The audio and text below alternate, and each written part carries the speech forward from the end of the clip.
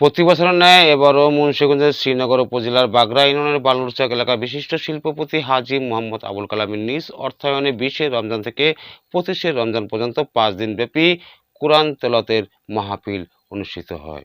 রবিবার বাদ আসর বালুরচক পুরাতন জামে মসজিদ প্রাঙ্গণে আখিরি মোনাজাতের আয়োজন করা হয়েছে। আখিরি মোনাজাত শেষে আমন্ত্রিত প্রায় 2000 অতিথিদের ইফতার ও তুবারকের ব্যবস্থা করা হয়। আখিরি মোনাজাতটি পরিচালনা করেন বিশিষ্ট বক্তা মাওলানা অলিউল্লাহ বিক্রমপুরী।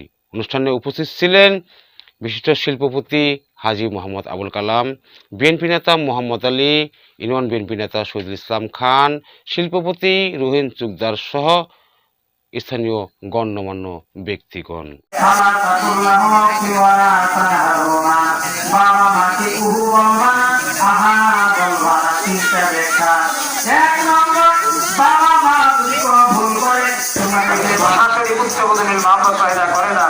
আমাদের ভিতর থেকে কাম, ক্রোধ, হিংসা, বিদ্বেষ, পরনিন্দা, পরশ্রীকাতরতা এগুলা সব দূর করে দাও।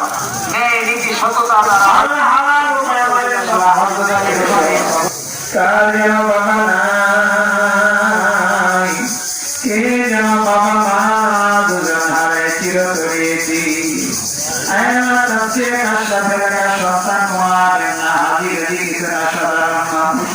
বাবার কথা মনে করে,